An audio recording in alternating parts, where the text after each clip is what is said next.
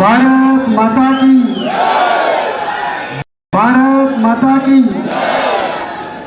పువ్వు గుర్తుకే, కమలం పువ్వు గుర్తుకే, కమలం పువ్వు గుర్తుకే రామచంద్రరావు గారి నాయకత్వం, కిషన్ రెడ్డి గారి నాయకత్వం, భారత్ మాతాకి।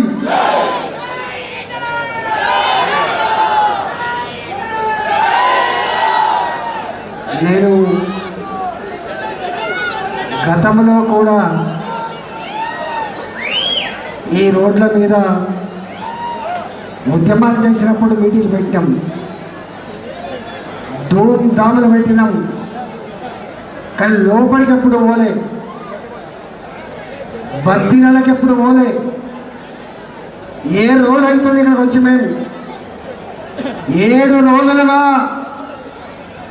ప్రతి బస్తీలో, ప్రతి గల్లీలో, ప్రతి ఇంటికి పోయినప్పుడు వాళ్ళు చెప్తున్న మాటలు, వాళ్ళు అనుభవిస్తున్న జీవితం, వాళ్ళ కష్టాలు చూస్తూ ఉంటే పేరుకు మాత్రమే జూబ్లీ హిల్స్, కానీ లోపల మాత్రం పైన పటారం, పైన పటారం।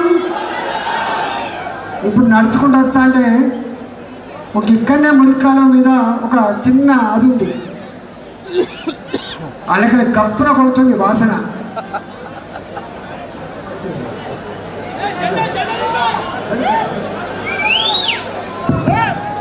ఇవాళ మీరు మంచిగా ఆలోచించామని కోరుతున్నాను నేను। పేదలమే కావచ్చు కాక మనం, కానీ మంచి ఏందో చెడేందో ఆలోచించగలిగే శక్తిమంతులం మనం। ఎన్నికలు వచ్చినప్పుడు ఆ జెండా ఈ జెండా పట్టుకొని వాళ్ళకు వీళ్ళకు చేకుంటున్నట్లేం మనం। ఎన్నికలు జరిగినప్పుడు మనవాడెవడో, మందివాడెవడో, మన కోసం మాట్లాడేవాడెవడో, మన కోసం చేతులు చేసేవాడెవడో ఆలోచన చేయకపోతే ఆగమైపోతామనే విషయం మీరు మర్చిపోకండి। ఇవాళ నేను చూస్తున్నా, గత 7 రోజులుగా ఒకరిని ఒకరు విమర్శించుకోవడం తప్ప ప్రజలకు ఏం చేస్తామో చెప్పగలిగే దమ్ము ఈ పార్టీలో లేదనే విషయం మీరు మర్చిపోకండి। నేను అడుగుతా ఉన్నా, ఇక్కడ 10 ఏళ్ళు పాలించింది టిఆర్ఎస్ పార్టీ, నేను కూడా ఉన్నా అన్న మంత్రివర్గంలో, కానీ ఇక్కడ చూస్తూ ఉంటే గతుకుల రోడ్లు, మంచినీళ్ళు చక్కగా లేవు, రోడ్డు చక్కగా లేవు, కంపు వాసన, 60 గజాల ఇళ్లలో, 70 గజాల ఇళ్లలో ఇదే జీవితం తప్ప సొంత ఇల్లు లేకపోతే 5,000కో 10,000కో సింగిల్ బెడ్రూమ్లలో జీవనం కొనసాగించడం తప్ప వాళ్ళ జీవితాలు గొప్పగా లేవు। 50 ఏళ్ళ క్రితం, 40 ఏళ్ళ క్రితం మన కన్న గట్టను వదిలిపెట్టి, కనిపించిన అమ్మనాన్ని వదిలిపెట్టి హైదరాబాద్లో బతుకుతామని చెప్పి పొట్ట చేత పట్టుకొని వచ్చిన వాళ్ళే ఇక్కడ 60% 70% వాళ్ళే ఇలా బస్తీలలో ఉన్నారు। 4 ఇళ్లలో పనిచేసుకునే వాళ్ళు కావచ్చు, పళ్ళ షాపులలో పనిచేసే వాళ్ళు కావచ్చు, పళ్ళు అమ్ముకునే వాళ్ళు కావచ్చు, కూరగాయలు అమ్ముకునే వాళ్ళు కావచ్చు, లేదా వాచ్మెన్గా పనిచేసే వాళ్ళు కావచ్చు, కంపెనీలో పనిచేసే వాళ్ళు కావచ్చు, ఏ పూటకు ఆ పూట తప్ప గొప్పగా జీవనం కొనసాగించినటువంటి బస్తీలలో మక్కే ప్రజలారా మీరు ఆలోచించమని చెప్పుకుంటా ఉన్నాం। ఆనాడు పాలించిన 10 సంవత్సరాలు కేసీఆర్ ప్రభుత్వం ఏమిచ్చింది మనకు? 2 సంవత్సరాలు దాదాపు దగ్గర పడతా ఉంది। రేవంత్ రెడ్డి ఇవాళ ఎక్కడ పడితే అక్కడనే తానే స్వయంగా 10ల సంఖ్యలో మీటింగ్లు పెడతా ఉన్నాడు, మాట్లాడుతూ ఉన్నాడు। మీరు అడిగిన ఎప్పుడైనా కాంగ్రెస్ పార్టీ నాయకులని మాకు ఇస్తాను కదా, ఎన్నికల ముందు 2,500 రూపాయలు ప్రతి పేద ఆడబిడ్డకి ఇచ్చిన వాంఛ అడుగుతున్నారా మీరు? ఇచ్చిన వాంఛ అడుగుతున్నారా మీరు? ఇవాళ ఆటో డ్రైవర్లు మేము బస్సు ప్రయాణంలో మహిళలకి ఉచిత దానికి వ్యతిరేకం కాదు భారతీయ జనతా పార్టీ, కానీ ఆటోలు నడుపుకొని బతికే వాళ్ళు ఎవరైతే ఉన్నారో వాళ్ళ ఉపాధి దెబ్బ తగలకుండా కమిటీ వేసి నెలకు 1,000 రూపాయలు 2,000 రూపాయలు ఆటో డ్రైవర్లకు ఇస్తా అన్న మాట నిలుపుకున్నా లేదా జూబ్లీ ఎన్నికల సందర్భంగా ఎవరైనా అడుగుతున్నా అని చెప్పి అడుగుతా ఉన్నాను. సంవత్సరానికి 12,000 రూపాయలు, కానీ ప్రతి మహిళకు 2,500 రూపాయలు రాలేదు. పెన్షన్ పెంచుతా అని చెప్పిండు, మనసు ఉంటే మార్గం ఉంటుందని చెప్పిండు. నా కేసీఆర్ ఎంపీ సార్ని మేము ఇస్తామని చెప్పిండు. ఏ ఇంటికైనా 4,000 రూపాయల పెన్షన్ వచ్చిందా మీరు అడగమని చెప్పి మా ఆడబిడ్డలు అడుగుతా ఉన్నాం. ఇవాళ 6,000 రూపాయలు ఇస్తారని చెప్పిండు, 6,000 రూపాయలు లేదు.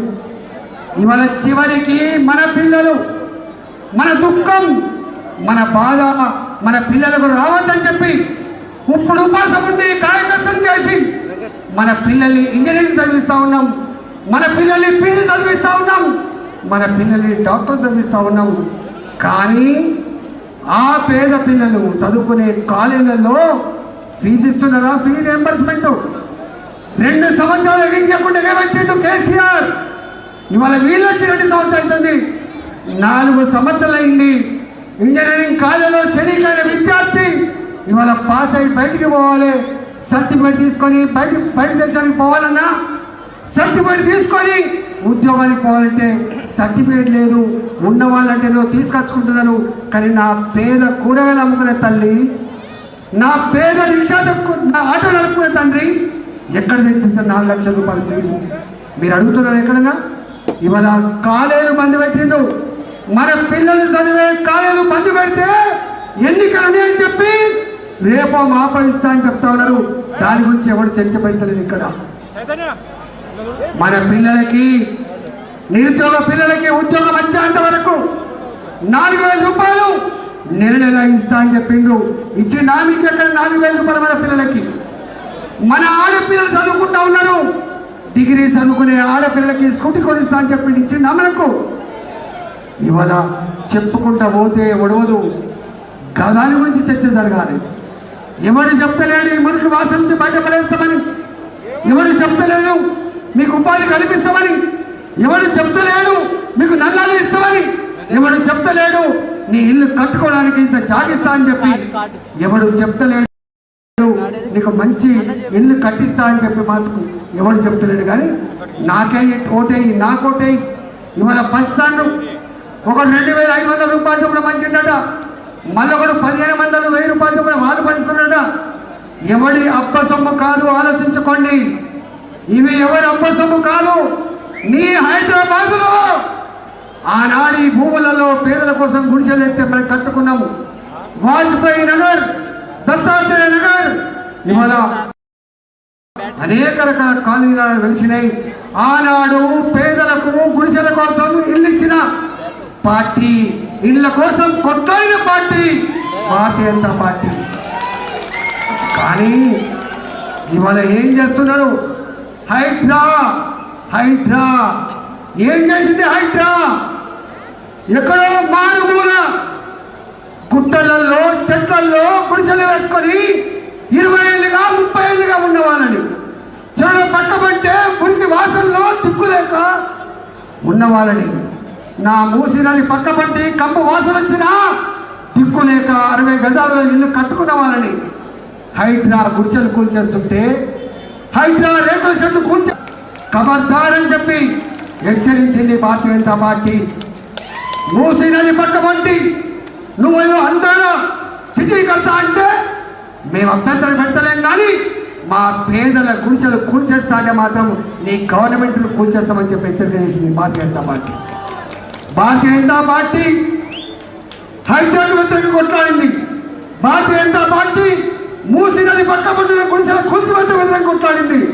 భారతీయ జనతా పార్టీ నా గాజుల రామారంలో 40 ఏళ్ల క్రితం నా వందల జాతి కక్కడ విషయాల్లో పనిచేసి గుడిసెలు వేసుకుంటే ఆ గుడిసెలు కూల్చేసింది. ఆ పిల్లలకు తాగనీళ్ళు లేక బోర్లు పీకేసింది, కరెంటు తీసేసింది. చిన్న పిల్లలు వేసుకొని వాళ్ళు బిక్కుమంటూ పడితే ఎవడు వాళ్ళ పక్షాన పోలే, మళ్ళీ వాళ్ళ పక్షాన పోయింది భారతీయ జనతా పార్టీ మాత్రమే, నానట్టుడు మాత్రమే చెప్పాలని చేస్తున్నాం. బీఆర్ఎస్ పార్టీకి మొగం లేదు. మూసి ప్రక్షాళన మొదలుపెట్టింది వాళ్ళే కాబట్టి, పేదవాళ్లకు గుడిసెలు కూలగొట్టింది వాళ్ళే కాబట్టి, పేదవాళ్లకు కొంచెం జాగయ్యకుండా డబ్బులు పెట్టుకుని మోసం చేసిన వాళ్ళే కాబట్టి ఇలా వాడి వీడు పొట్లాడు కాబట్టి ఇవాళ నేను మీకు హామీ ఇస్తా ఉన్నాం. కేంద్రంలో నరేంద్ర మోడీ గారు ఇవాళ వారి గురించి నేను చెప్పాల్సి అక్కర్లేదు.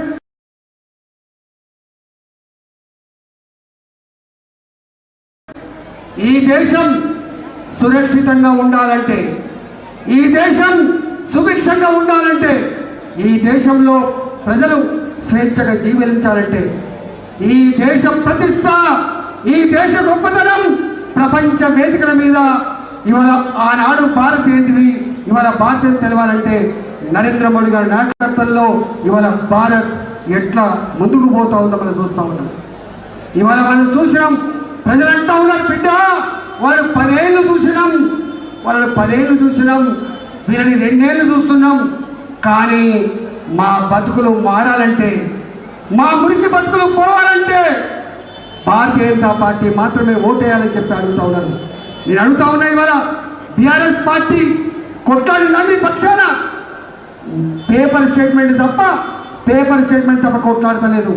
ఇవాళ మాకు కావాల్సింది ఈ 6 గ్యారెంటీల మీద, 66 హామీల మీద ఇవాళ ప్రభుత్వంతో కొట్లాడాలంటే భారతీయ జనతా పార్టీ మాత్రమే కొట్లాడగలదు, పనికి ఇయ్యగలదు, కళ్ళపట్టి అడగగలదు. కాబట్టి వీళ్ళు అంటారు వీళ్ళు ఏం చేస్తారు, వాళ్ళు ఏం చేస్తారు. ఇప్పుడున్న పరిస్థితుల్లో ఒకవేళ కాంగ్రెస్ ఓడిపోతే ఆ ప్రభుత్వం పడిపోయే ఆస్కారం లేదు. బీఆర్ఎస్ పార్టీ ఓడిపోతే ఇవాళ ఇప్పుడు ఏముందో ఇంకోటి పెరుగుతా తప్ప అయ్యేదేం లేదు. కానీ భారతీయ జనతా పార్టీకి ఓటేస్తే హైదరాబాద్ వ్యతిరేకంగా కొట్లాడుతుంది. భారతీయ జనతా పార్టీకి ఓటేస్తే పేదల ఇళ్ళ జాగల కోసం కొట్లాడుతుంది. భారతీయ జనతా పార్టీకి ఓటేస్తే నీ పెన్షన్ కోసం కొట్లాడుతుంది. భారతీయ జనతా పార్టీకి ఓటేస్తే నీ పిల్లల ఫీ రియంబర్స్మెంట్ కొట్లాడుతుంది. భారతీయ జనతా పార్టీకి ఓటేస్తే ఇవాళ నీ పిల్లలకి నీ నిరుద్యోగ వృత్తి గురించి కొట్లాడుతుంది. కాబట్టి ఇవాళ పేద ప్రజలారా అనేక మంది మాటలు విన్నాం, కానీ రాబోయే కాలంలో మీకు హామీ ఇస్తున్నాం, మీరు భారతీయ జనతా పార్టీని గెలిపించండి. రాబోయే 2020 జరిగే ఎన్నికల్లో ఖచ్చితంగా ఈ గడ్డ మీద ఎగిరే జెండా కాషాయ జెండా మాత్రమే, గెలిచే పార్టీ భారతీయ జనతా పార్టీ మాత్రమే. కాబట్టి దానికి ఇలా మొన్ననే జిహెచ్ఎంసీ ఎన్నికలలో 48 స్థానాలు గెలిపించారు. 48 స్థానాలు గెలిపించింది మీరు. రాబోయే ఎన్నికల్లో జిహెచ్ఎంసీ మీద ఎగిరే జెండా భారతీయ జనతా పార్టీ జెండా మాత్రమే ఉంటుంది. అందుకే మీరు ఆలోచన చేయండి. వాళ్ళు వస్తారు, వీళ్ళు చెప్తారు, వాళ్ళు చెప్తారు కాదు, మనకెవరు అని చెప్పి ఆలోచన చేయమని చెప్పి కోరుతా ఉన్నారు తప్ప ఇవాళ తీసుకోండి. ఎవడి అప్ప సొమ్ము కాదు, ఎవడి జాగీరు కాదు. అక్రమంగా హైదరాబాద్ నగరంలో వేల ఎకరాల భూములు అమ్మితే వేల కోట్ల రూపాయలు సంపాదించి ఇవాళ నీ ఓటుకు 5,000 రూపాయలు ఇస్తుండొచ్చు, 10,000 రూపాయలు ఇస్తుండొచ్చు. హుజురాబాద్లో కూడా గిట్నే వేసిండు, ఓటుకు 6,000 రూపాయలు చొప్పులు ఇచ్చిండు. కానీ మాకు 6,000 కాదయా, ఆత్మగౌరవమే ముఖ్యమని చెప్పి నన్ను గెలిపించి పంపించినాడు. ఇవాళ కూడా మేము పేదవాళ్ళమే కావచ్చు కాక, ఆకలితో అలమడించవచ్చు కాక, కానీ ఆత్మగౌరవానికి మాత్రం తక్కువ లేదు. మా ఆత్మగౌరవాన్ని 5,000 రూపాయలకో 10,000 రూపాయలకో అమ్ముకునేంత నీచలం కాదయా. ధర్మం, న్యాయం, ప్రజాస్వామ్యం మా కోసం కొట్లాడే బిడ్డలు కావాలి. కాబట్టి మీరు ఆలోచన చేసుకోండి.